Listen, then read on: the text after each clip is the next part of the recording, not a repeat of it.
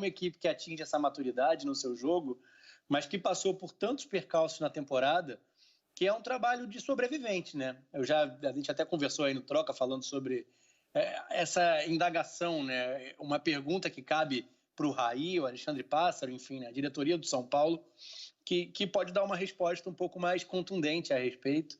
Não sei se tem relação com a questão de ano eleitoral, não sei se realmente é um movimento tão coordenado assim, né, de suporte, de respaldo, porque é um São Paulo que tem uma pressão que não é só dentro do trabalho do Diniz, perdão, é uma pressão pelos muitos anos sem título, o vai e vem em quantidade de contratações, uma troca muito grande de grupo de jogadores e também de treinadores, e esse ano, bem ou mal, a gente pode falar da chegada do Luciano e só dele, desde que o Diniz está à frente do clube, de 3 eliminações dentro da temporada, quando a gente fala da equipe caindo na Libertadores e na Sul-Americana, a eliminação dentro do Campeonato Paulista. O recorte do São Paulo em outros tempos significaria uma demissão precoce do Diniz e a inexistência do período e do momento que a gente está vivendo hoje. E isso é o mais curioso, né? Porque é um raro momento em que a roda gira diferente no futebol brasileiro. E talvez seja por isso, inclusive, que a gente está vendo, né? Uma liderança, uma equipe com um treinador há mais de um ano no cargo, conseguindo atingir um nível muito bom de atuação e de supremacia dentro dos jogos, né? Hoje o São Paulo controlou do início ao fim. É claro que cabe a ressalva sobre o nível do Goiás, mas não é o único exemplo na temporada. O nível de maturidade vem do trabalho tendo sequência, erros, acertos, identificar determinadas questões, corrigir com o passar do tempo. Quando você troca o comandante o tempo todo, isso não acontece. PC, agora eu quero ouvir você também. O São Paulo fez uma boa partida, inclusive teve um quarteto que se destacou, né? Eu estou falando aqui do Igor Gomes, do Gabriel Sara, do Luciano e também do Brenner. O time do São Paulo acabou jogando do jeito que o Fernando Diniz gosta, né? Lá para frente, do meio para frente, dando trabalho para a equipe adversária, pressionando a saída de bola também do time adversário, do Goiás. Tudo bem que o Goiás é o lanterna do Campeonato Brasileiro. Muita gente pode pensar, nossa, mas é uma vitória diante do Goiás. Mas é uma vitória que levou o São Paulo para a ponta da tabela. Esse é o negócio. E isso que vale agora.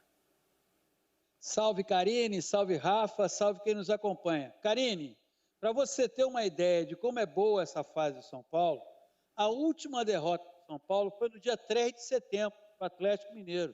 São 3 meses sem perder. Isso não acontece por acaso.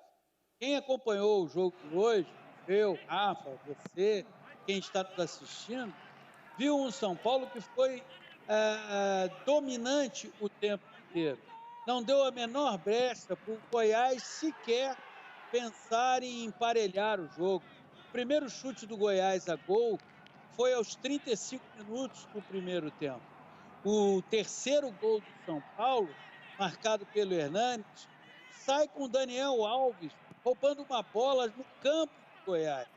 Então, talvez, nesses últimos 3 meses em que o São Paulo avançou na Copa do Brasil e jogou para agora ser o líder do campeonato, essa tenha sido, talvez, uma das atuações mais harmoniosas, mais equilibradas, coletivamente falando, desse São Paulo que desembarcou na liderança hoje à noite e chega a essa liderança não por acaso, mas pelo desempenho que tem tido, Karine.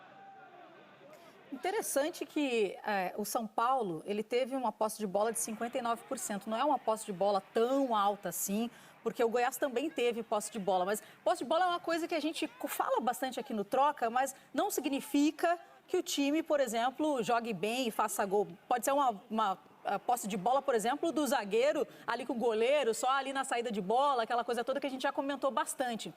E esse trabalho do Fernando Diniz, que é sempre lá para frente, lá para frente, lá para frente, agora a gente está vendo esse resultado. Rafa, a gente falava muito aqui no Troca de Passes sobre também deixar o treinador trabalhar, dar tempo para o treinador. E hoje a gente está começando a ver o São Paulo, que foi bancado, o Fernando Diniz bancado pelo Raí. Muitas vezes a gente falou sobre isso aqui no Troca de Passes.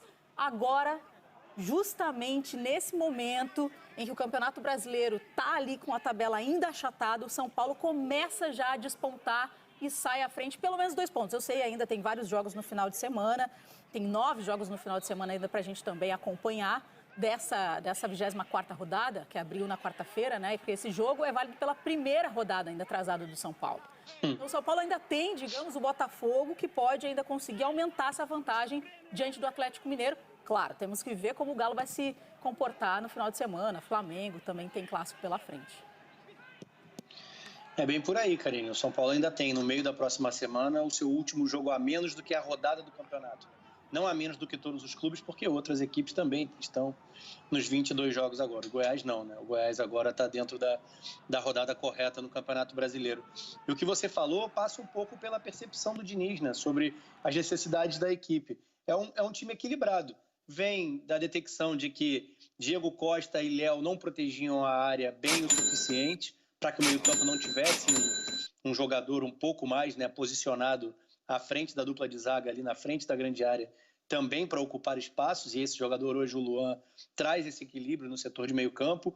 A própria reentrada, digamos assim, do Bruno Alves passa muito por essa questão. É um zagueiro mais sólido, né, mais consistente do que o Léo.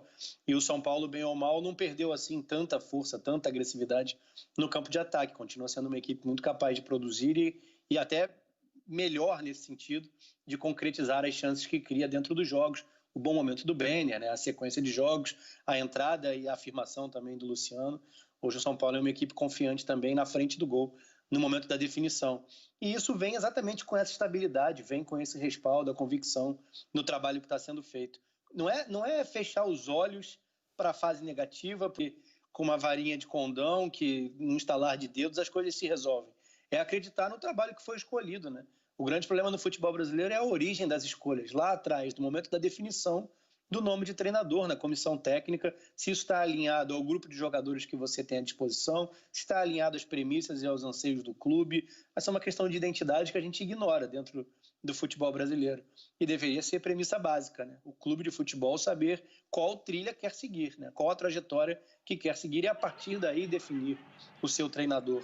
Mas se você tem essa convicção e acredita no conteúdo que está sendo passado para o grupo de jogadores a partir da comissão técnica, os percalços eles são parte da construção, do crescimento da equipe. E o São Paulo vivencia isso. A gente tem N exemplos de equipes que estariam hoje num outro estágio, e fatalmente o São Paulo também estaria, se por um acaso tivesse trocado o comando, porque os erros se repetem ao longo da temporada. O treinador X, que estava lá em janeiro na pré-temporada, identifica certas questões. Tal situação funciona, tal situação não funciona, essa escalação me dá algumas vantagens e algumas desvantagens. Quando você troca esse cara 3 meses depois, o outro que está chegando, ele passa por todas essas questões novamente, muitas das vezes incorrendo nos mesmos erros na montagem da equipe, porque ele tem que passar por essa experiência, por essa vivência para chegar às mesmas conclusões que o treinador anterior já tinha chegado.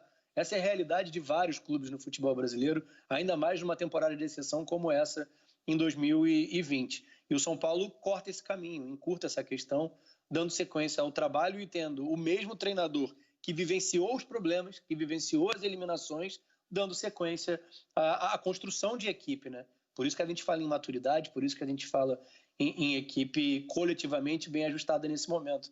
Não é do nada, vem do trabalho. Exatamente, Rafa. Rafa, PC, agora eu vou aproveitar para ouvir também o Fernando Diniz, colocar para o pessoal também conferir o que ele falou depois dessa vitória por 3-0 em cima do Goiás. Eu acredito que a maneira como a equipe passou pelos momentos mais difíceis fez com que todos nós atingíssemos um patamar de saber responder bem a esses momentos como a gente está vivendo agora. E isso faz com que você adquira uma certa estabilidade. As dores que o time sofreu no passado fez com que o time fosse aprendendo, que não é para qualquer um aprender, do jeito que a gente aprendeu, e aprofundando as nossas relações internas e tirando o melhor de cada um. Então a gente tem que seguir assim, tem que saber que a gente tem feito boas partidas e também tem momentos e coisas para melhorar no time, que a gente tem que fazer nesse